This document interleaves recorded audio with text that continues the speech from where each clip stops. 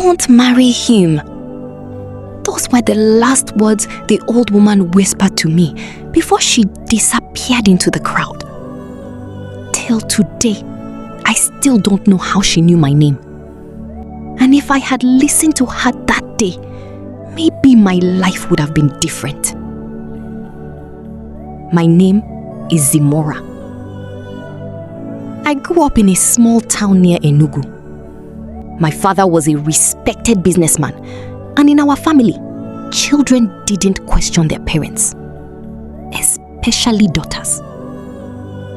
So when my father called me one evening and said, "Zimora, you are getting married next month," I thought he was joking. I laughed, but nobody else did. My mother lowered her eyes. My brothers remained silent. And that was when fear entered my heart. "Daddy, married to who?" I asked. "A good man," he replied. "His name is Tari." I had never heard the name before. I had never met him. I wasn't even in a relationship. Yet my wedding date had already been fixed. I protested. I cried. I begged. But in my father's house, begging changed nothing. "Enough!" he shouted. "This marriage will save this family." Those words confused me. Save the family from what? Nobody answered. That night I called my best friend, Nkem. "Nkem, something is wrong." "What do you mean?" "My father is hiding something." But neither of us knew what it was. A week later, I met Tari for the first time. He wasn't old. He wasn't rude. In fact, he was surprisingly calm. But that didn't matter. I didn't love him. As we sat in a restaurant, he looked at me and said softly, "You don't want this marriage." "It shows." He smiled sadly, very clearly. "Then why are you doing it?" For a moment, his face changed, like he wanted to tell me something. But instead he said, "Some things are bigger than us." That answer only deepened the mystery. 3 weeks later, we got married. The entire town attended. People danced, people celebrated. But inside me, I felt like I was attending my own funeral. After the wedding, I moved into Tari's house in Port Harcourt. I expected a controlling husband. Instead, he barely came home. Sometimes he disappeared for days, sometimes weeks. And strangely, he never forced himself into my life. It was almost like he was protecting me from something. One evening, curiosity got the better of me. I entered his study. Inside a locked drawer, I found an old photograph. The moment I saw it, my blood froze. The picture showed my father standing beside Tari's father.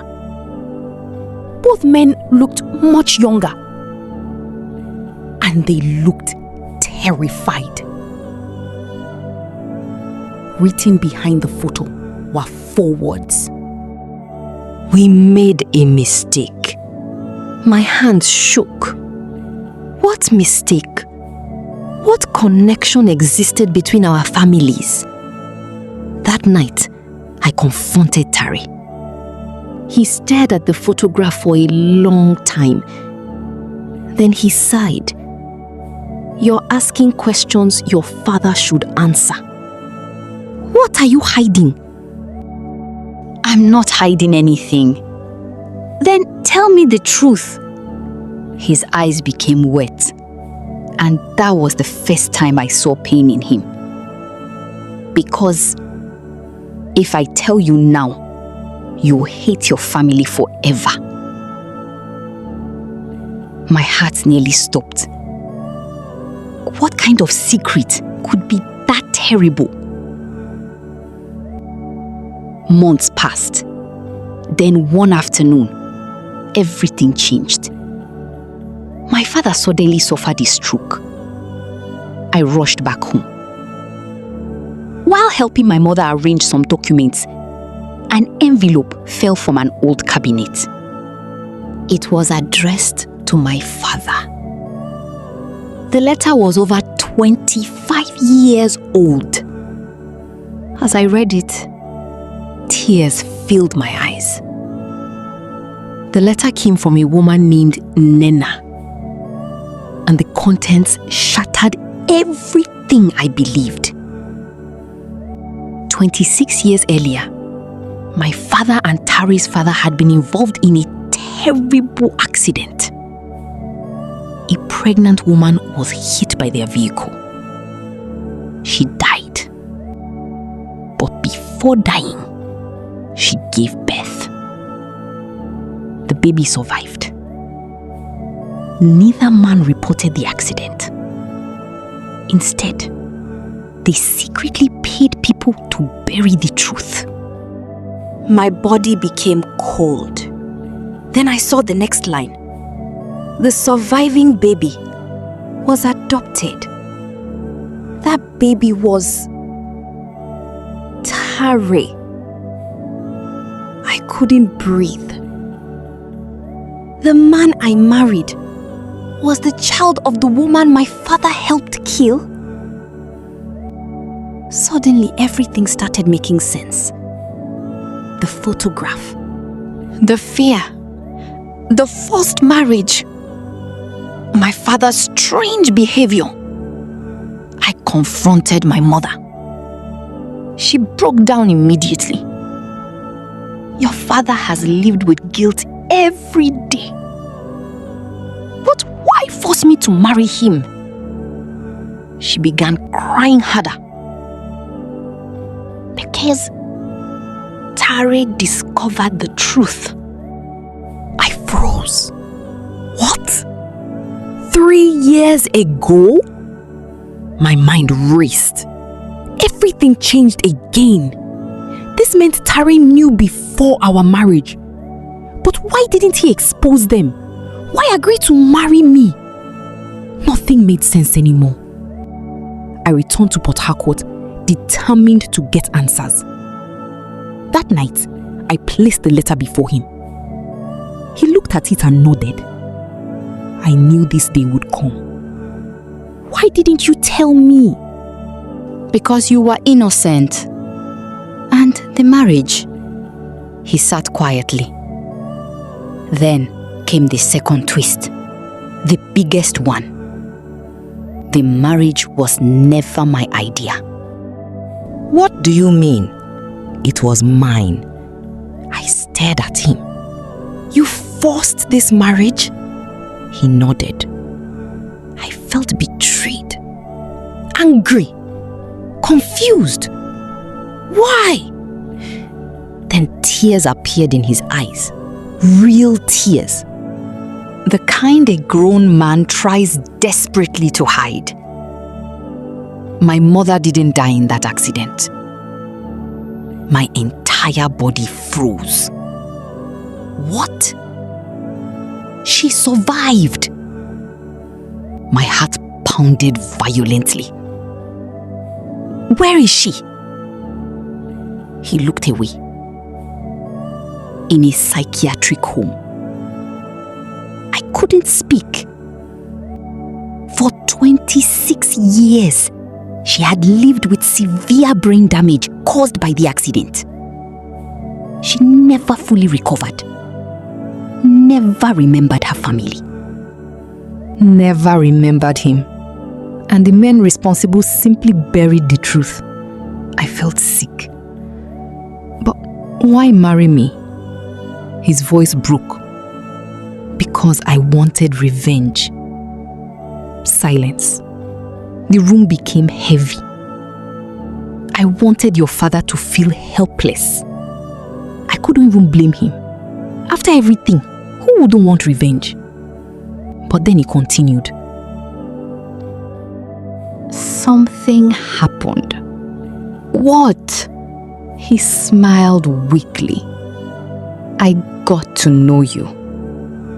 Tears rolled down his face, and I hated myself for it. For months, he had battled between revenge and love. The more he knew me, the more impossible revenge became. That was why he stayed distant. That was why he never hurt me. That was why he looked sad all the time.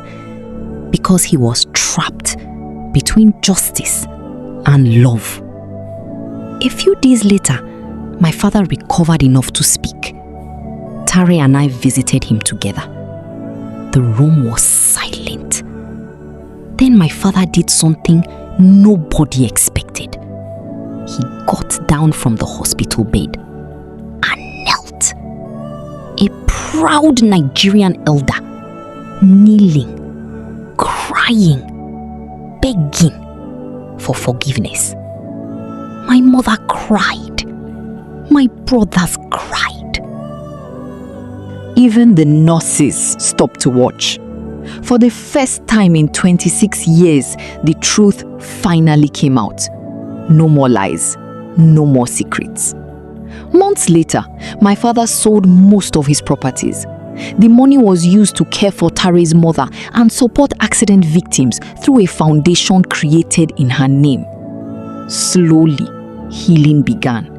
Not because the past disappeared, but because the truth finally surfaced. Today, Tari and I are still together. Not because our marriage started with love, but because it survived the truth. And sometimes, that's even stronger. Because the deepest wounds are not always caused by strangers. Sometimes, they come from the people we trust the most. And healing only begins when somebody finally tells the truth. So tell me in the comments, if you were in my position, would you have forgiven your father? And if you were Tari, would you choose revenge or love? Don't forget to like, share, and subscribe for more powerful Nigerian stories that will touch your heart and keep you thinking long after the end.